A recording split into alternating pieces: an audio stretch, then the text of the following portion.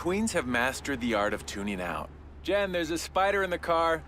We're turning your room into a home gym. See? Nothing. But some messages need to get through. Like making sure they're buckled up, the whole ride, every time. Do whatever it takes to make your child listen. Jen, I friended your boyfriend. Wait, what? Buckle up, sweetie. Never give up until they buckle up. Learn more at safercar.gov/kidsbuckleup. A message from the National Highway Traffic Safety Administration and the Ad Council. The following is a presentation of Unidentified Entertainment and 22nd Century Radio. Manassas, Fairfax, Washington, D.C. You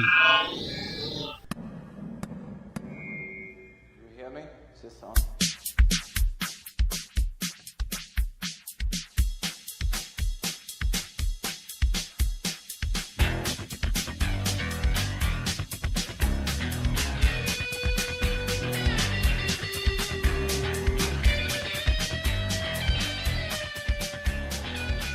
At Time and Space US on Twitter. Whether or not you've heard of the show before, there is an old episode titled China's Moon. This episode is also titled China's Moon.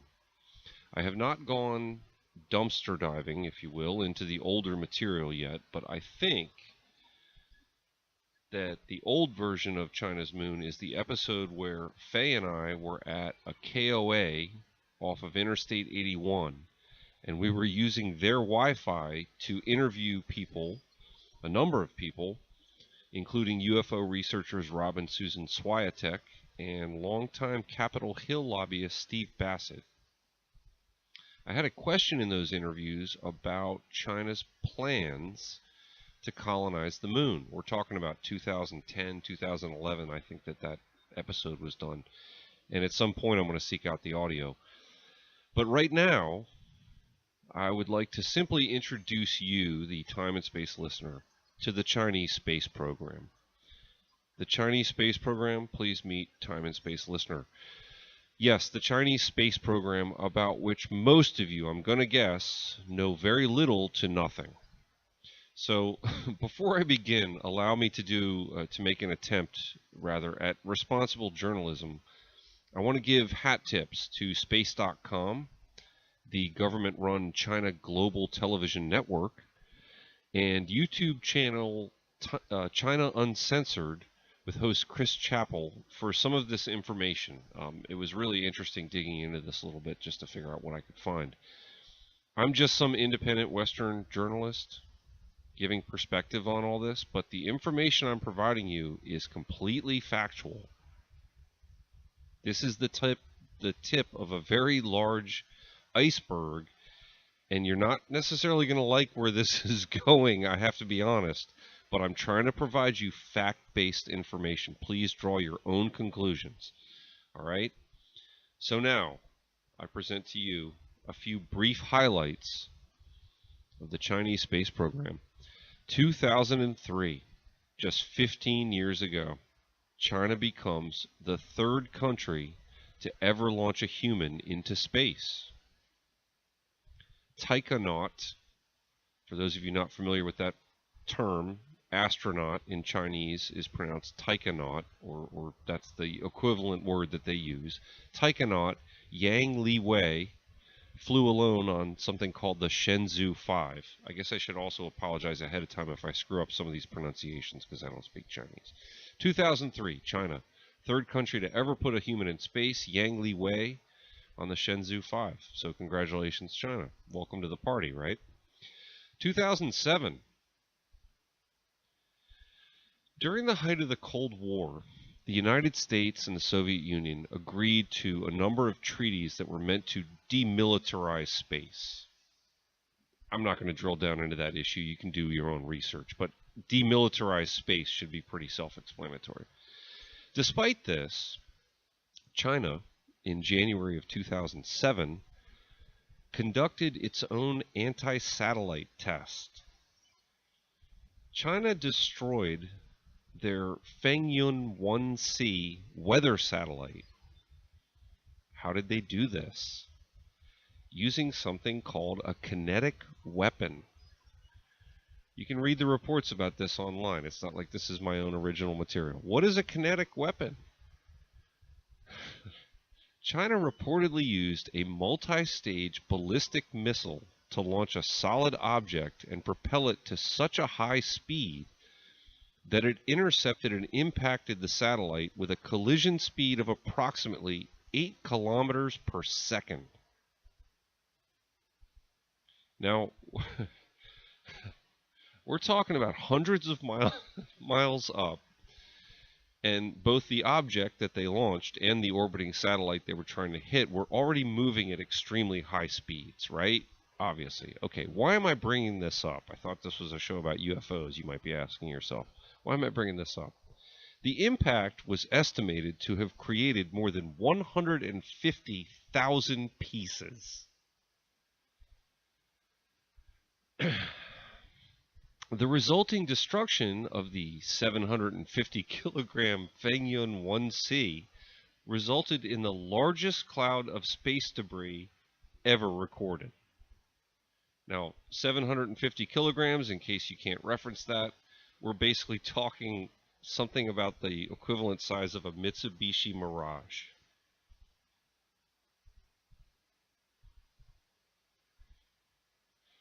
I'm sorry, but some of this is actually hard to get through. I'm actually trying to do this and not to laugh while I record it. But I have been through this script multiple times, all these notes that I had put together, and I have to say it's pretty incredible to me. It's just hard not to laugh. There are nearly, just enjoy, there are nearly 3,000 pieces of the Fengyun 1C that are still being tracked. According to the NASA Orbital Debris Program Office, the resulting cloud is responsible for more than half of all the space debris within a mean altitude above 500 miles orbiting the Earth. They say that many of these objects are expected to be in orbit for hundreds of years. And if you haven't thought of this already, the debris clearly poses serious risks for the satellites and other space missions that go up. No question about it. More on this particular story later. Let's get back to our timeline, shall we? 2008. China celebrates its first manned spacewalk, or EVA, extravehicular activity. Taikonauts Zhai Zhigang and Liu Boming went outside the Shenzhou 7, and the Chinese government proudly published a transcript of discussions between the crew members and the command base on that historic flight during their first night in space. Again, before the actual spacewalk, but published a transcript of the discussions between the crew members. There was a problem with that. The UK Telegraph and the Associated Press caught on that there was something strange going on when they figured out that the transcript of the dialogue from the first night in space had been published before the rocket actually launched. A transcript of the Taikonauts talking to each other about how great space was got published by the government before the rocket took off. As Chris Chappell noted on China Uncensored, he pointed out it probably was just a propaganda piece that had been written beforehand. There are other... What should I say about this? I've been thinking about this for days. There are other footnotes about that mission that I'm actually not going to go into on this show. I'm going to try to stay as far away from conspiracy theory type stuff. You can do your own research. 2011. China launches the Tiangong 1. Tiangong 1 is the first phase in construction of a Chinese space station, as opposed to the International Space Station. Reports said Tiangong 1 passed within, on its launch, just 45 kilometers of the International Space Station. That would be another footnote that I'm not going to drill down into because there's conspiracy theories about it, but I got to be honest, 45 kilometers? Really? That's pretty impressive.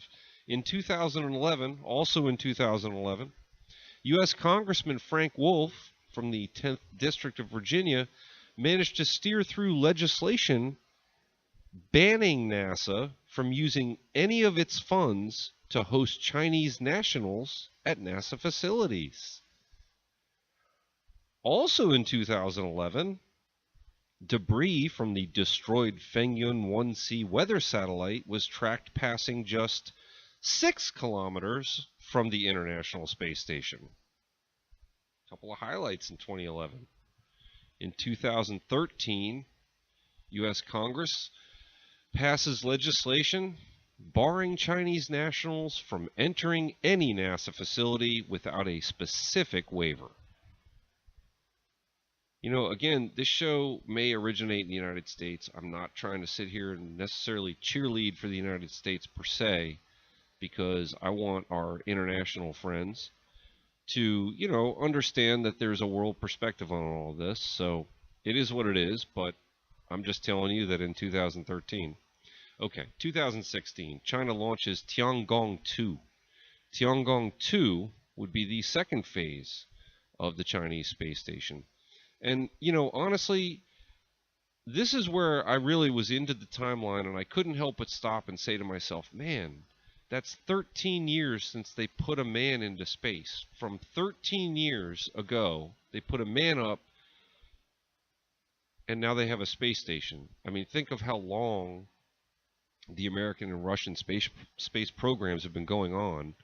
And, you know, that's a pretty accelerated timeline. It's pretty impressive. Before we go to break, I have to admit, this story almost got by me. Even though, you know, he's not making any noise or anything, one of our other crew members, if I may say so, is here. And it was just through a twist of fate that I was able to make sure that I secured this information and included it, because, frankly, it's just that important. The Chinese space program. The story that just keeps on giving. So in my excitement to do this topic and get the radio show rolling, I did manage to include links, up-to-date stuff, best I could do. I hope you enjoy. NBC News, January 19th, 2018, headline: A space station is falling to Earth. Here's where it could land.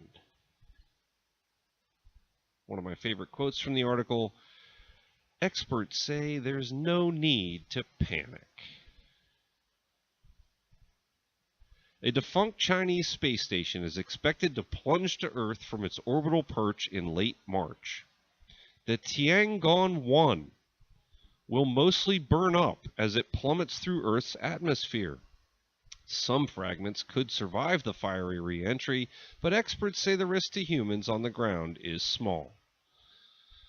Quote, I personally wouldn't be fearful at all about being struck by space debris, said Dr. Andrew Abraham. Another quote, it's much more common to be hit by lightning. Dr. William Aylor, a principal engineer at Aerospace with a capital A, that's apparently a corporation. It's not clear whether China can still control the space station.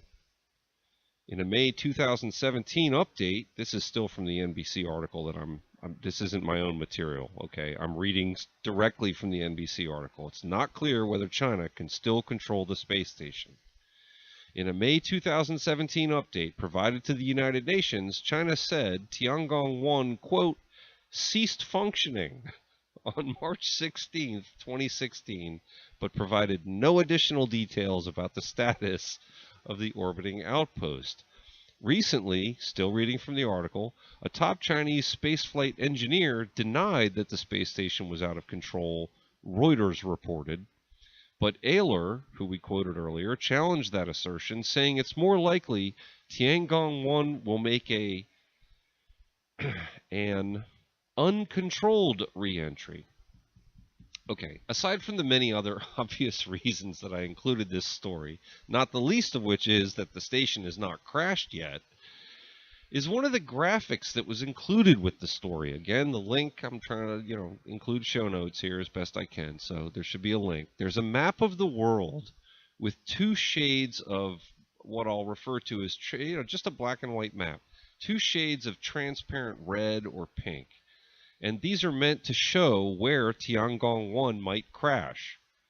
Pink would be a low probability area. Obviously, there's a lot of that. And, of course, as we all know, while I'm sitting here trying to be funny and make jokes, there's a lot of water, so okay. Red would be the high probability area.